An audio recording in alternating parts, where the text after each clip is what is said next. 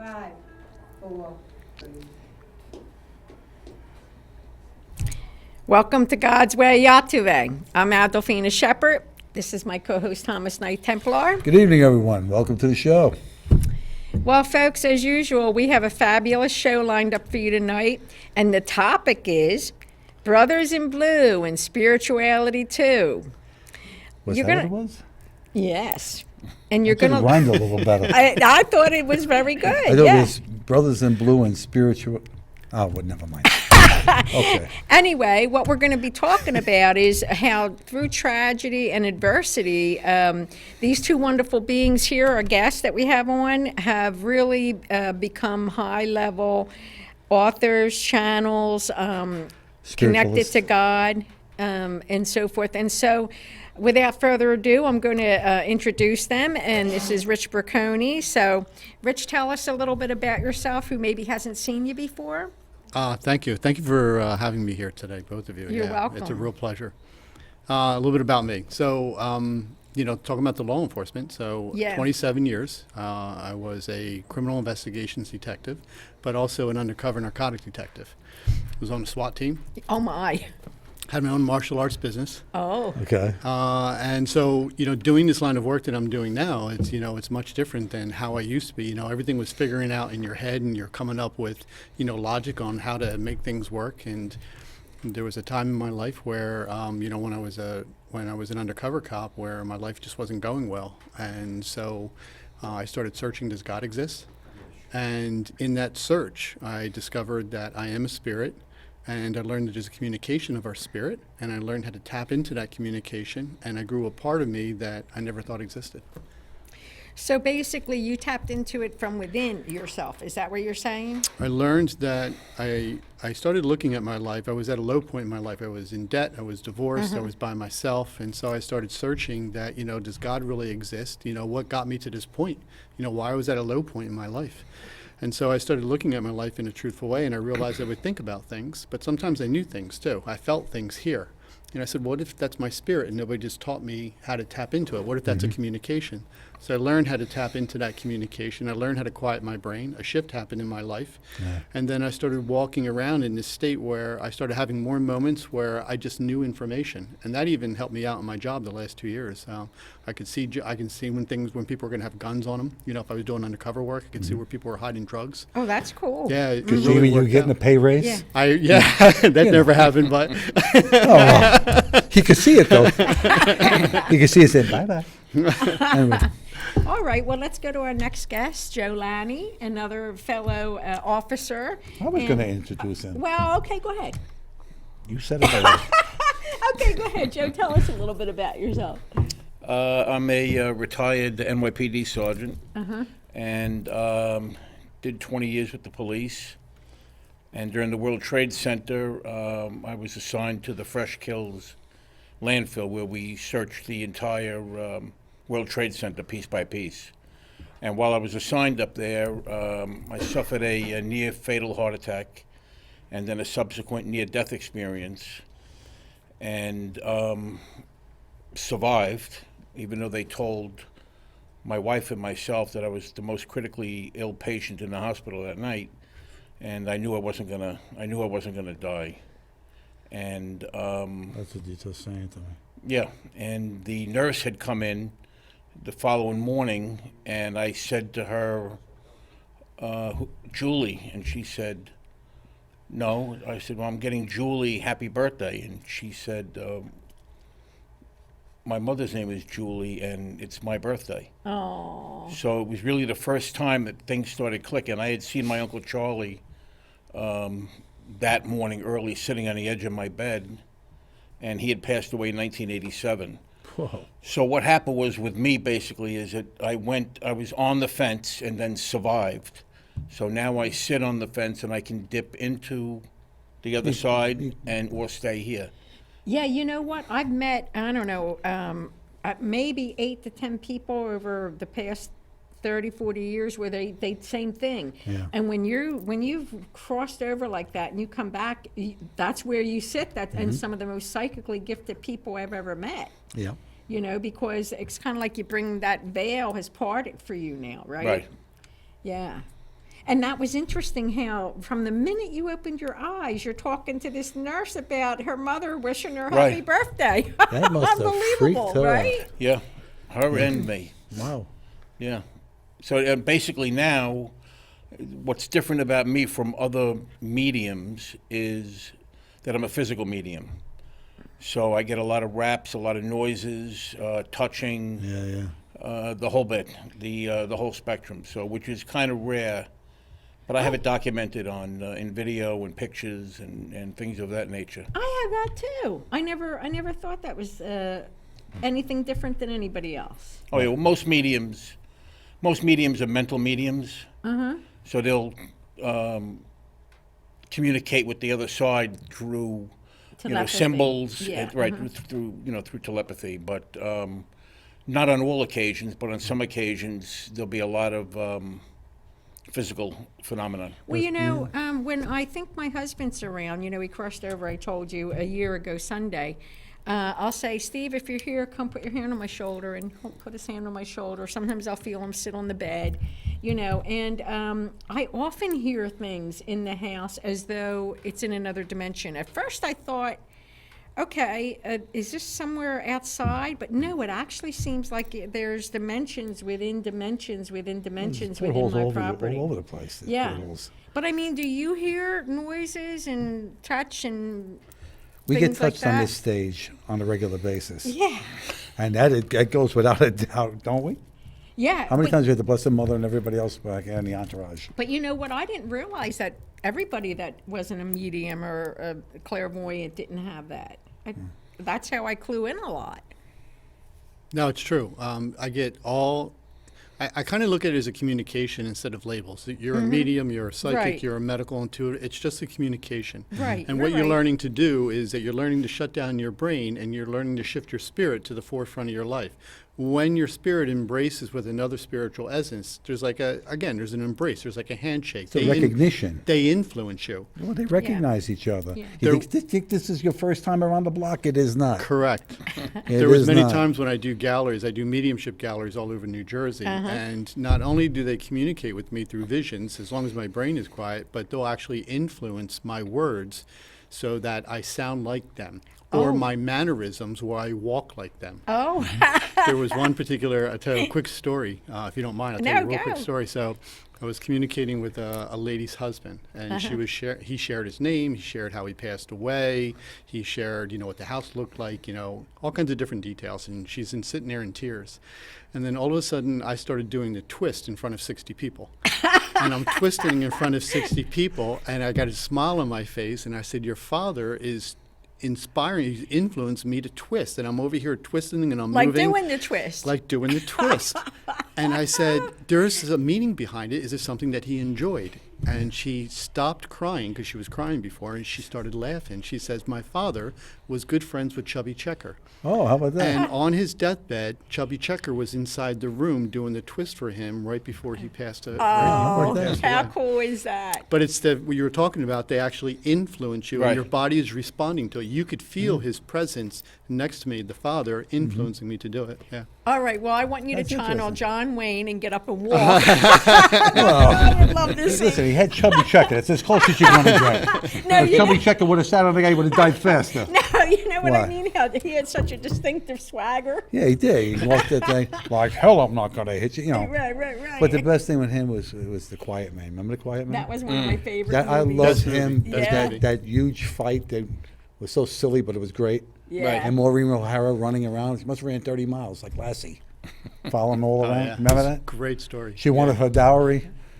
Yeah, okay. And what about the little lady that came up and said, here's a stick to beat the little lady with? You remember that scene? How about that? Try that today. Oh, yeah, Anyway. I know. Joe, when you were down there working at the actual dump site where they brought everything over there, how much of that material were you around prior to the heart attack? I mean, did it happen like that right away? Or were you there for a couple of weeks? And I was then there for almost 7 months. 7 months. So Right, you so we inhaled were a lot doing- of that crap. Right, so we were doing 12, 16-hour tours, 6, 7 days a week, and I was out in the fields Did you have to- supervising all the... But did you have to do like a night patrol to make sure nobody's up there trying to Oh, yeah. Well, the cops and detectives and federal agents would work up till around 11, 12. They would kind of call it a night. And I was up there till 4 in the morning, so we worked 4 in the afternoon till 4 at night. So we'd still have to secure the premise because we would find people trying to get onto the location. Yeah, that's what I was hearing. Yeah. I was hearing stuff like that. And I was saying, how morbid could you possibly be? Yeah. Wanting to go to a sacred grave site. Well, a lot of basically. photographers wanted to get, Yeah, and at the time, well, not at the time, to this date, it's the largest crime scene in the history of the United States, It's true. outside of the Yeah. Ground Zero. You That was got- actually the crime scene, but, But you know, you did get tied in with the new law, didn't you? oh, yeah. Yeah. Yeah. Okay. A lot of guys, you know, they died even after. You know, it just kept on dying. I think There's so even many. I think now. every single one of them that passes away from anything related to that should go on that wall. Right. Because, you know, whether you were there when it happened, you died in the physical attack, or you died in the rescue attempts, you know, you belong on that wall. Right. You know, and I hope that our city government will recognize that. Well, the and do that. presumption is there. Yeah. So if you contract any one of these 300 cancers or whatever, and yet you'll have people say, well, you know, he smoked cigarettes, and how do you know that? Well, here's the reason, because the ratio is way off. Yeah. The amount of prostate cancers, the amount of emphysema, the amount of lung cancers, are Asbestosis. far, right, for the ages and the demographics, is way out of whack. So. You know, every September, Tom and I cross yeah. over spirits from that.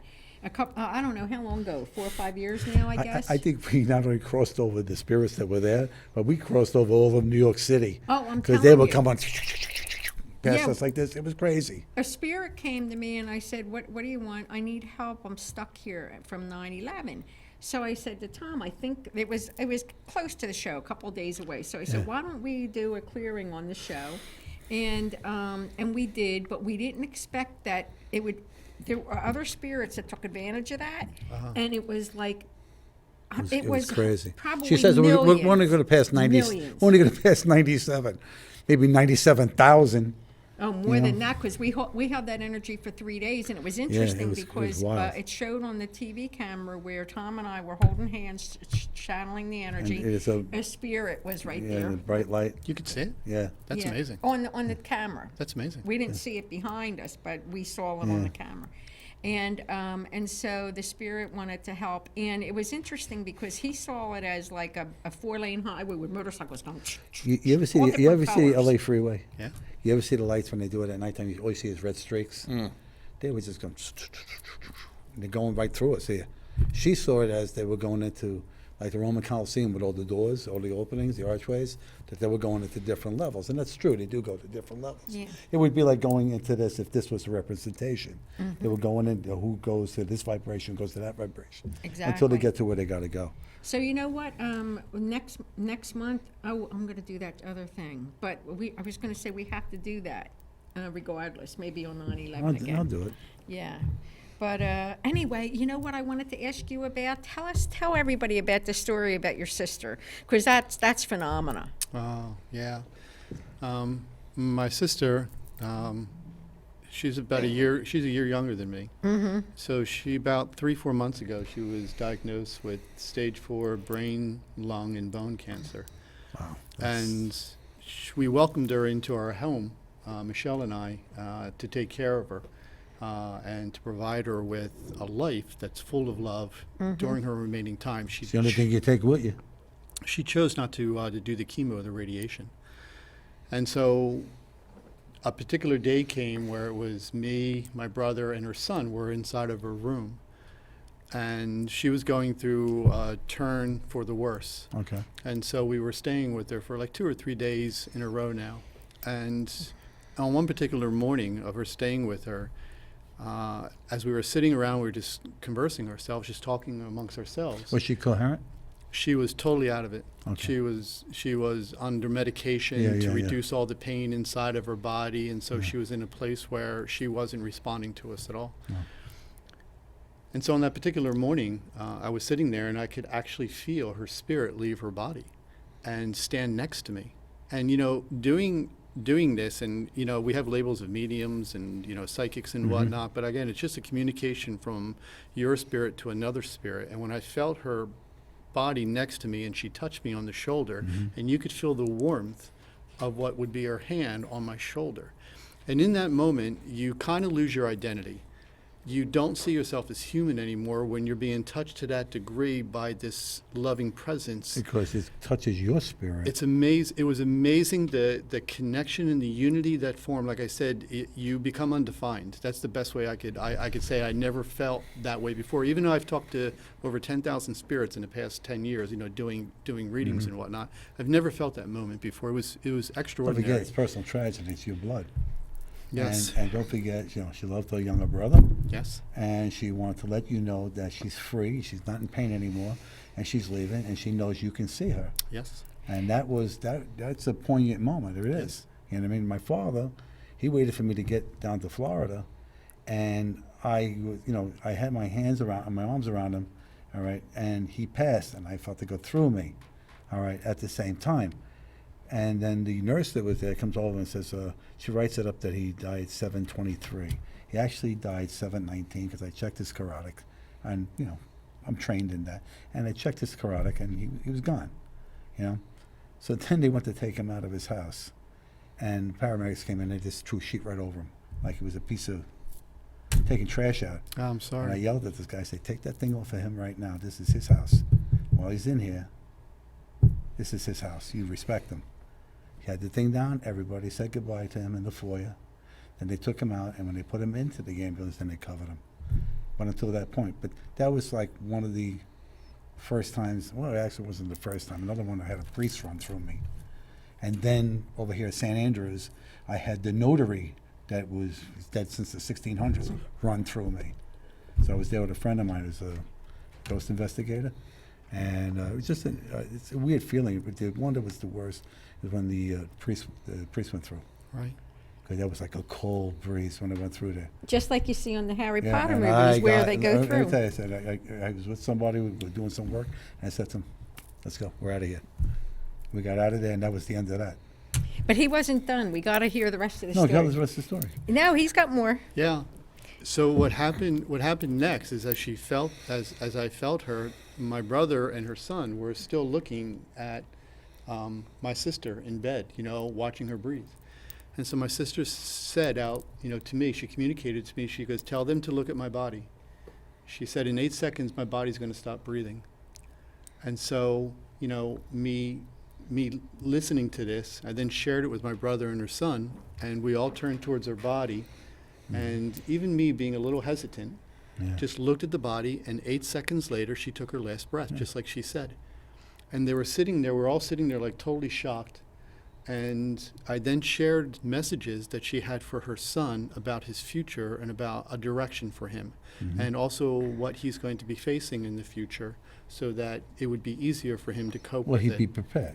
That he would be prepared. But it was the loving thing to do. Later on, what I didn't know at the time was her son was a little skeptical and was holding on to the fact that he was afraid that he didn't know where his mom was going to go afterwards. So later on, he How old was confided. he?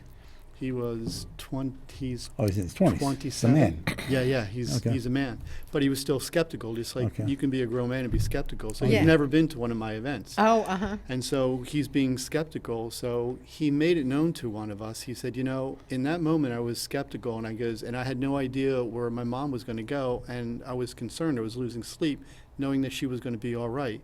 And then when I saw Uncle Rich speaking to her, and she said, "Watch my body stop in 8 seconds," And it I did. knew she was in a peaceful place, and that's exactly what I needed to hear.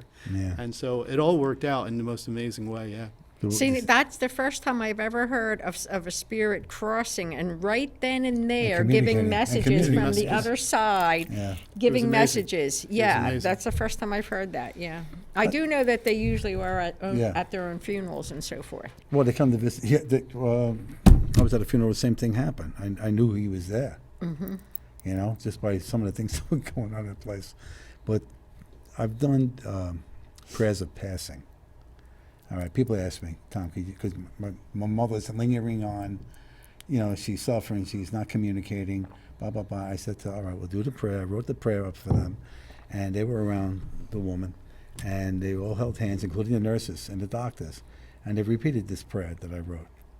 And they did that. I said, she's going to become beautiful, radiant. And then after you guys give her the official release, her numbers are going to decline and she'll pass. I sent the troops. I sent Michael, Uriel, Gabriel, Raphael, Haniel, Joseph. I sent them all. She had an army to take her to heaven. All right? And they called me and they told me it went exactly as you said it would. That's awesome. Yeah, that's not the first one. I've done several of those. Yeah. I did that, Joe. Pretty good, huh? Pretty good. All right. I also Very do tap interesting. dancing and hula on the side. It wouldn't be me if I didn't say something. I know. You It's wear many true. hats. You wear many hats. Yes, yes. Any He could be a comedian. particular story like something like that, Joe, that you were privy to? And I'm sure some of your brothers in blue were passing or something, or were sick and they were going, like the guy who just passed now. I just said his name before. Louis Alvarez. Alvarez. Right. I thought it was Alonzo. Alvarez, yeah. I mean, I seen pictures of this guy, when he was healthy and everything else like that, and I couldn't believe how that ate him like that. I know. He was a good-looking guy too, good Sure. handsome man, Sure. and a family man, and that had to go happen. So, but have you been called in for something like that, like maybe a wife or a husband? Well, I've done Yeah. many readings back in the day, Mm-hmm. with 9/11. I think a lot of people kind of moved on with their lives after a certain period of time, Yeah. who remarried, kids got older. So I think initially there was more of a demand for it at the time, and I was relatively new to it also. Yeah. But, similar situations where I would do a reading and I would ask where the two boys are, and they were young boys. Mm-hmm. And the wife opened the door and there were two of them sleeping, and I walked over and kind of tucked the covers in. Yeah. And kind of the same motion, and the wife said, That's what a "That's husband what would- my husband used to do on that side of the bed." So you were it's kind directed. of a- You were basically directed to do it. Right, exactly. So you kind of it's almost like a pause. And many instances like that, and then kind of graduated from the 9/11 stuff into doing the regular readings.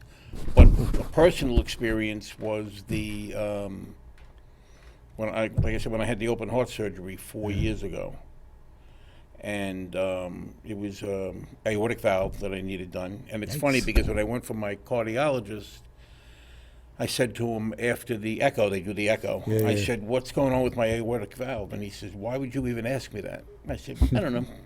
I don't know. I mean, I know why, because I put it in my head." It's not a word you would throw out Right. there. So he said, at some point we're going to have to do, this is probably 5 years ago, at some point we're going to have to put another valve in. So They make a were long gonna- story they were gonna short, remove it and put in a new valve in? put a new valve in. Okay. So, it was all kinds of things. They can do it through the artery, they can do this, and he said, They no, didn't no. crack your chest, did they? They cracked the chest. Yikes. So Oof. when I finally had to have it done, I was scared to death. I would Every be scared thought to death, was too. aortic valve. I'd wake up in the middle of the night, I'd say aortic valve, aortic valve. And then all of a sudden I had no fear. So I said to my sister, I said, when they have me out on the heart and lung machine, there's no cognitive thought, and you're being run by a machine, heart and lungs. I said, I'm going to ask my spirit friends if I can go to the other side while I'm out. And my sister is, don't do this. Don't ask for that. I said, it's a perfect chance. I'm out. So it was my own personal experiment. Because they're afraid that you're going to go there like it better stay. Right. Or who knows, you may not survive the that's open what- heart. That's true, but that's what a lot of people don't understand, that when a person is on the fence like that, and they go on to the other side, and they see their family that passed on, their loved ones, this, that, the other, and although the people they leave behind here are going to feel that physical loss, Right. okay, they're going to pure light and love, where they became, that's where they originate from, all right? You are just a spirit having a human experience Right. here, and it's a short one at that. Right. All right? You passed over, that enhanced your ability to do what it is you do. Right. Because once you cross the line, all the phobias, all the things that you had that would negate you are gone. Right. Because that's pure love, and it just erases everything. You come back here with an enlightenment to teach others. And that was the purpose of that happening. Mm-hmm. Whether or not you asked for it, you would have gone anyway. Right. You know, so It's predetermined. It's If predetermined, you're yeah. going to die in surgery, this is the time you're going to pass over. You're going to pass over. Well, what's fun, just a little backstory. That years ago, 1968, 69, my aunt had open heart surgery, and passed away on the table.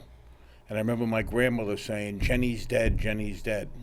before. Before and after the surgery. Okay. So I always had this fear of having open heart surgery in a winter day in Manhattan. Mm-hmm. And here we are in a winter day in Manhattan, rain the whole bit.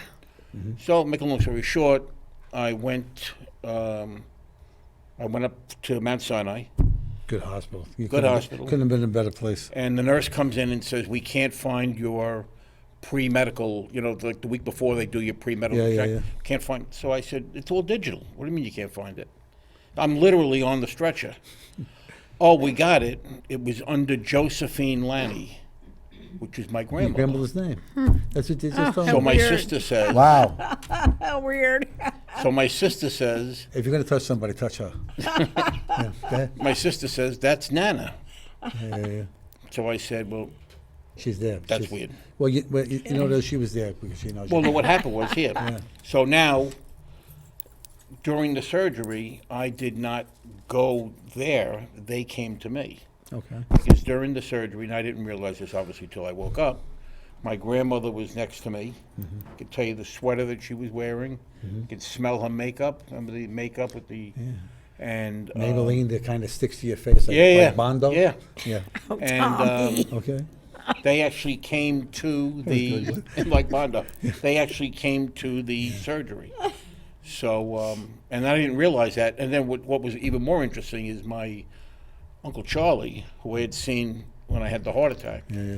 He said, "Joe, we got to go," because he called it Joe, Oh, okay. Josephine. Calling her back. And as they were talking, and I saw the number 115, and then that was it. So I woke up the following morning. Obviously, and then I started remembering things. And when I went for my checkup, my 6-week checkup, I asked the surgeon, "What time did they take me off the machine?"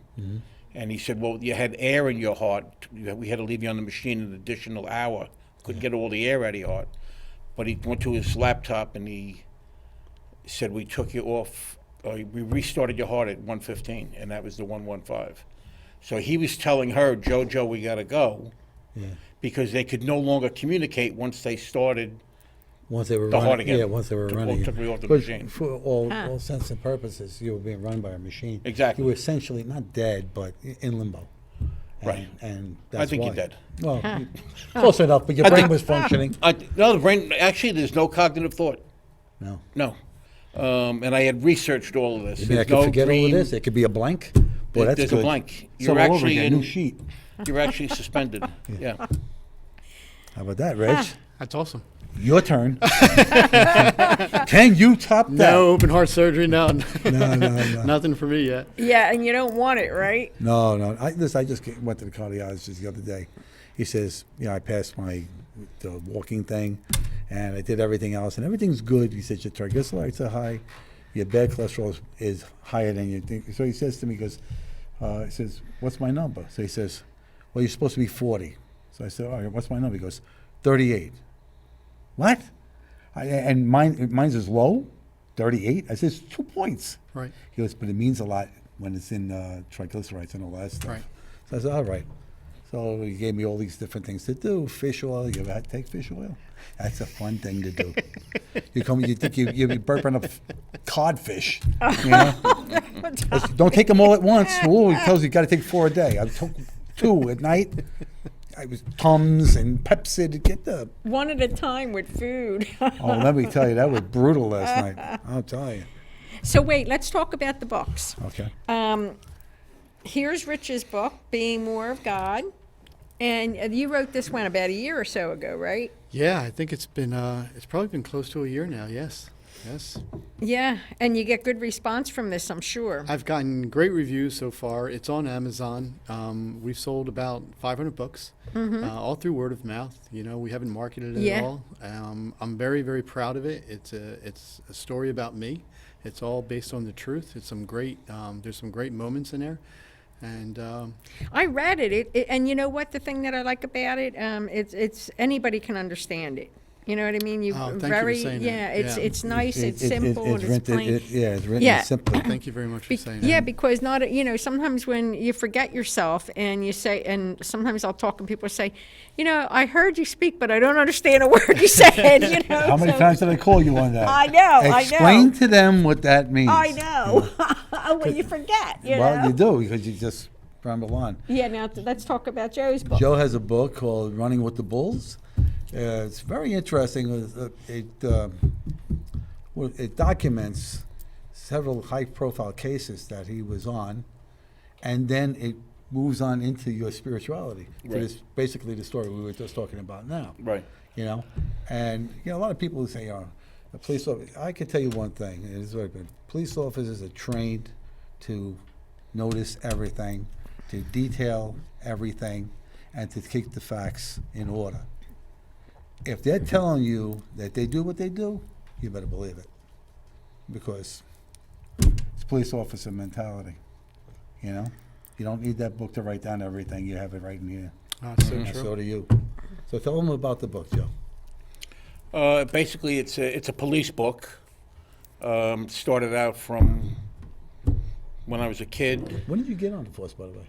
1982. 82, okay. Right. Well, prior to that, I was a sheriff's deputy in Florida. In Florida, yeah. I was going to And, do that. Were you? Yeah, the military wouldn't change my papers. So the names, something was wrong with the name.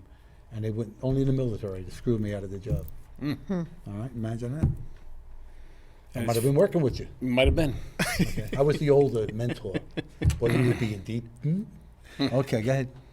And I was with the Pasco County Sheriff's Department, and one of the stories in the book was that was a guy named Donnie Brasco Brasco, yeah. that we locked up during a A raid. gambling night, Okay. and later on they did the movie. Being Kinda who it narcotics, is. Yeah, you know. yeah, yeah. I remember That's that great. movie. Yeah, Donnie Yeah. Brasco. But I didn't realize that it was Donnie Brasco until I came up to New York and I saw a book, Donnie Brasco, Yeah. in the mall. And I said, I know that name. So let me say, he was arrested along with all of them. Right, So treated no different, so he wouldn't blow his cover. correct. Okay. Right. It was Dominic Napolitano, who was the mafia captain. And You were in there with that. Edgar Rossi. And, that guy was biting the women and killing them, Cananan, whatever his name was. no, that was down in Miami. That was in Miami. That was the, Yeah, he was some sick son of. Anyway, yeah. yeah, you should have shot him. Anyway, but what other ones? There was another one. I can't remember what it was. It was all the book really highlights not so much the cases, but I just had weird things happen. The capture of Sheikh Yeah, Rahman. they were high-profile things. Well, yeah, but it was just kind of how I stumbled on them, though. I just went into work, and Sheikh Rahman was surrendering around the corner, and he was the one that had planned the bombings of 93. the tunnels and the First World Trade Center bombing 93 that was. in '93. And then we had the Louima case where Yeah, I the know. cops Yeah, were arrested for assaulting the yeah. What was that? A broomstick or something? I don't know what it was. yeah. So that was my precinct. So it was kind of all these weird things, and then all of a sudden the World Trade Center. That's synchronicity. It's all in a row. You were there. Yeah, You were there to witness that because you were there for Right. Actually, it was spiritual growth, believe it or not. it was. It was. It was. It's a spiritual journey Yeah. to get to the point where you were. Right. You witnessed craziness, tragedy, and everything else, and that brought your gifts out. Then you had the surgery, and then once you have that, meeting with the other side, Right. that just enhanced your gifts. Well, it's funny because early on, before I knew anything about mediumship or psychics and the differences between a psychic and a medium, which there are many, but they had told me that I was going to be working around tractors and cranes. So I had three different 3 different psychics tell me that. Oh, I was interesting. like, tractors and cranes. And he said, well, maybe you're going to be working at a industrial site when you retire, things like that. As soon as I went to Fresh Kills, there were my tractors and cranes. That's right. So right on. So your life is predetermined. Everything that you're Yeah. supposed to be doing It's preordained. is what you're doing. Yeah, it's ordained. And if you're not meant to do it, you're not going to be doing it. It's as simple as that. Well, you sign a contract with God before you come down with your mission statements, and there can be many secondary mission You statements. really think I would have asked for this? Yeah, because You really think- because you know what, when you're up there, you think, oh, I'm invincible. I can do that. That's no problem. No sweat. No you know, more. and then you get down here and you go, oh my God, I'm in a physical body. This is not what I thought. You know. So this is what arthritis feels like. You know? you know, and stuff Yeah, like that. I never understood why would people, like they said, if people, God forbid, they have a child pass away or sickness, well, that's what you signed up for. Who signed up for that kind of Who pain? would sign up for that? I don't know if I really right. buy that, to be Right. honest Well, with you. here's just to get this out, Okay, sis. get it out. There you go. See, it's out. When something like that happens with a child, and somebody says that to you, if you're the grieving parent, that isn't going to register with them, Right. all right? Because they're, as far as signing up for that, and this, that, the other,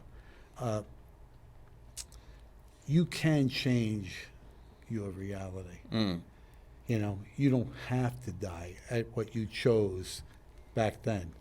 You could extend your life. You could do a lot of different things. But unless you ascend or start the ascension process and learn who you really are, a child of God, all right, and not what everybody wants to tell you you are, all right, until you do that, you can't change anything because you're looking at it through rose-colored glasses. Can't do it, all right? You got to know who you are, all right? Once you know, like you had basically a cathartic situation where you self-reflected, and guess what?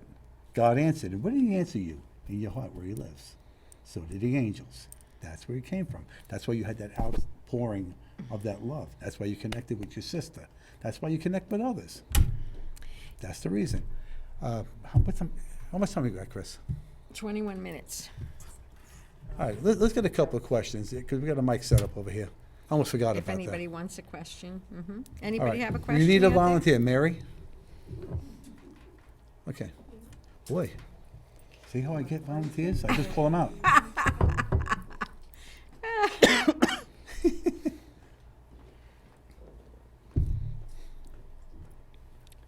don't feel like I should have my back to her or something. No, just turn slightly. All right, questions? Yeah. Talk into the mic. Let's see. I would like to ask Rich. Okay. So when you were talking about your sister's passing, when you were connecting with her, did you feel anyone else with her? Yes.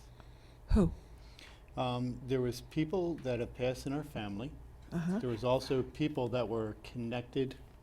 There were people that were connected to her that I didn't personally know, that were in spirit. And they were off to the side, and they were listening to her. So there was about 6 or 7 different people listening to her. And what's interesting to me is, you know, we talk about free will. And when we have free will here, and there's a reason why it was created. And, you know, we can do a whole show just on free will, but she still had the ability of saying, in a loving way, I wanted to demonstrate that I am in spirit to my son. And by saying, my body's going to stop in 8 seconds. So that was a prediction that 8 seconds later, it came true. And it gave him the ability to see something in a credible way that his mom was in spirit. And they were waiting and watching it all. And I think that when you cross over, one of the things that happens when you cross over, you don't become all wise. It's not like you're just given this amazing amount of wisdom. You still are whatever you demonstrated here. And so they were watching something in a loving way, and they were letting it unfold the way that it should be. So yes, there was other people that were sitting there waiting.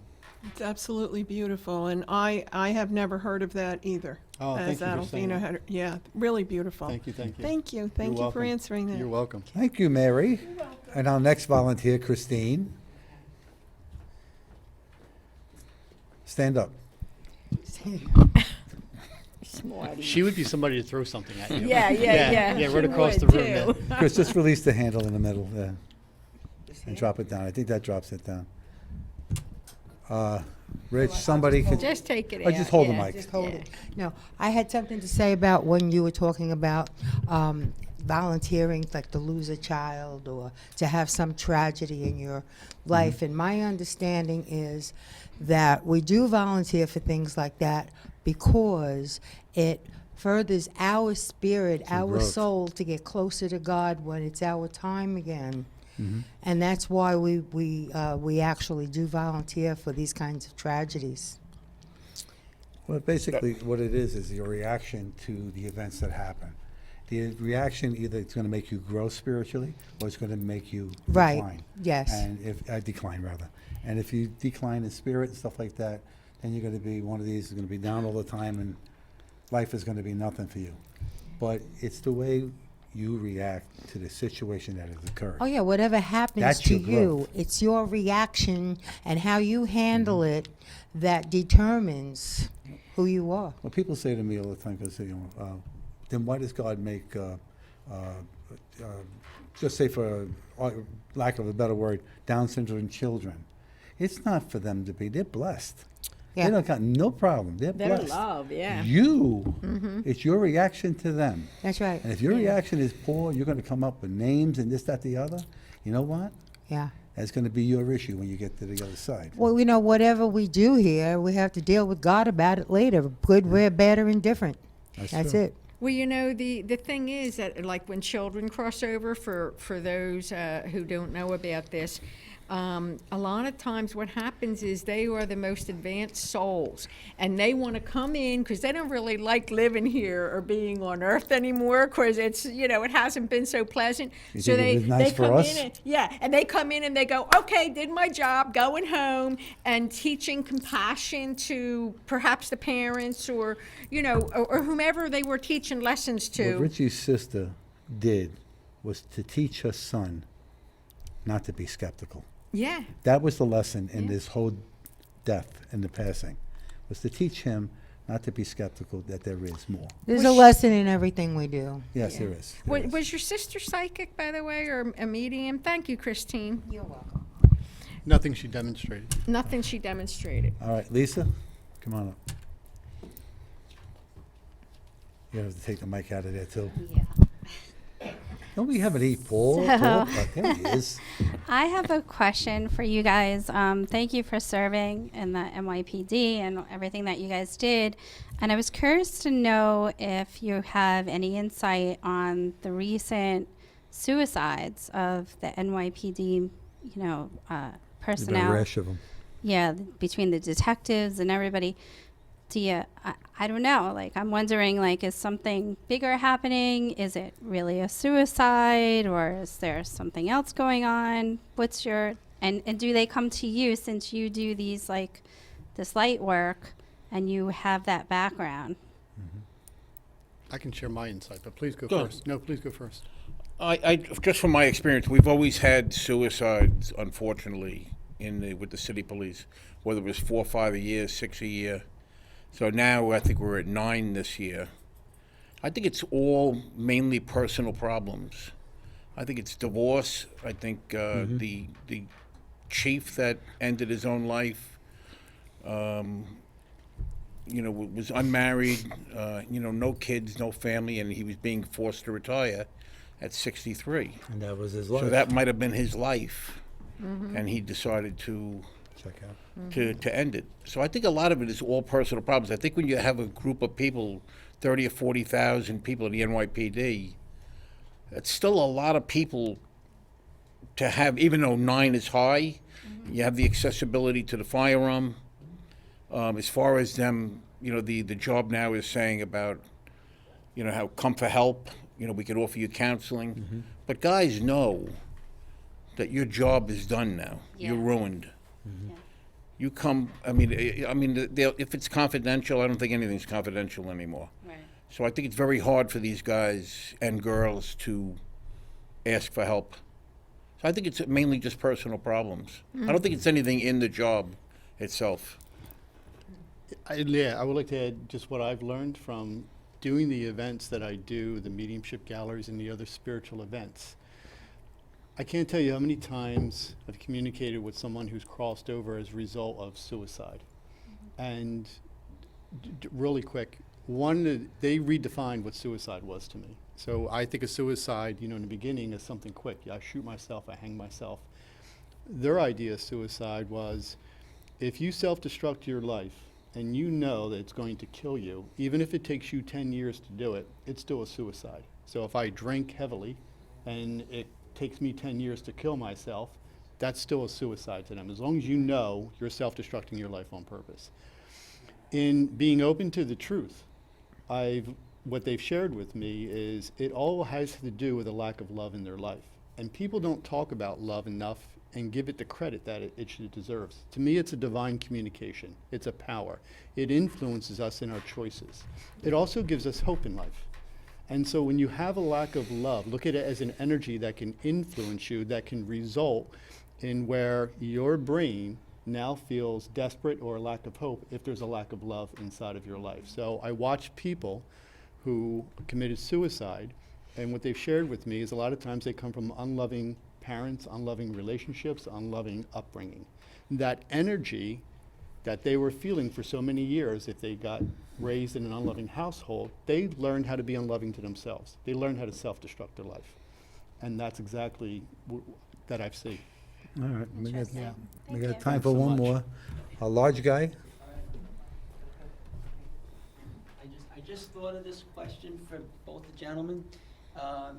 Based on the gifts that you both obviously possess, has there been, up to this point in time, any one significant time or period from sharing your gifts that you could say really, that you really appreciated having the gifts that you have to be able to share that with someone else? I mean, was there any one particular incident or experience that either of you had that you really felt very grateful for having the gifts that you possessed?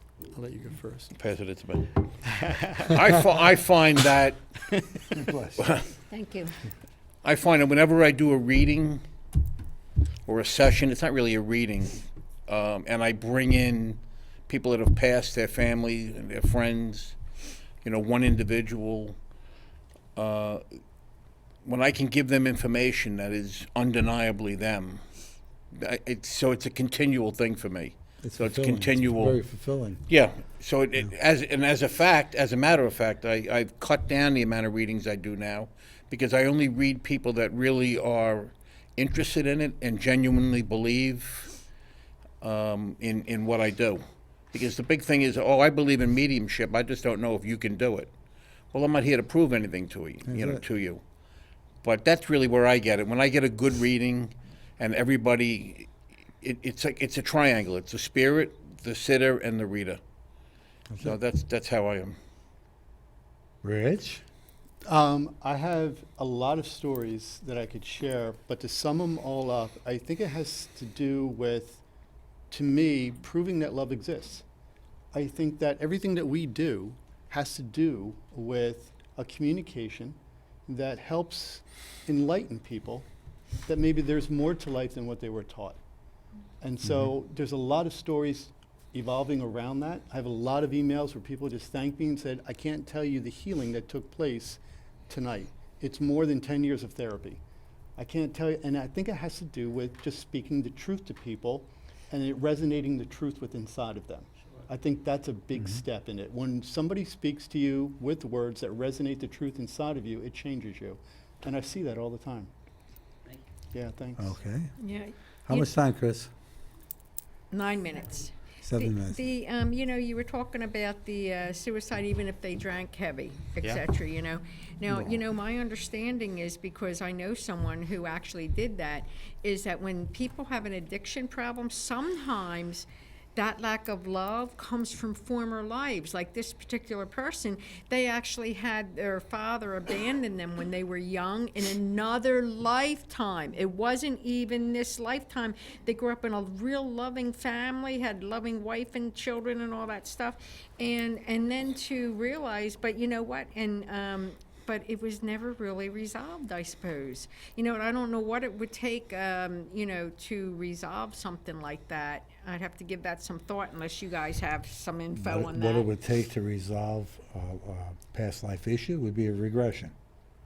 Yeah. You do a regression, take them back to the point, remove the block, and then bring them back. Oh, yeah, that's right, because in hypnotherapy, that's exactly what happens. Hi, Mary. Yeah, our resident hypnotherapist. Yes. Oh, boy. Well, so we only have a few minutes left, so why don't we talk about what you have going on coming up and what you have going on coming up? For me personally, I do events all over New Jersey, also in Pennsylvania. You can go to my website, expandingthepresence.com, and see what events I'm having up. This Sunday, I'm leaving for Lilydale, New York, which is a spiritual community, a gated community that they opened up their gates to. And for the first time, I'm going to teach there, and people come from all over the world to receive, to attend spiritual events there. So I'm looking forward to it.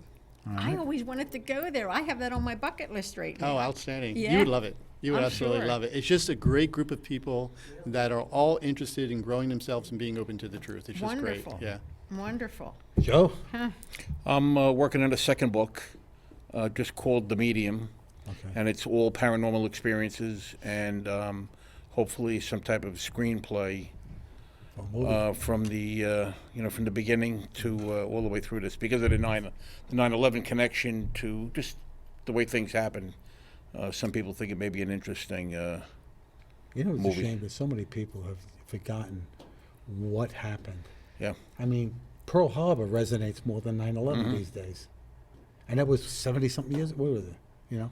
And it bothers me with that because, you know, you see a lot of things in our politics and embracing those who killed us, you know, and I'm not saying you should have any kind of hatred towards them, because not everybody's bad. But for crying out loud, open your eyes a little bit.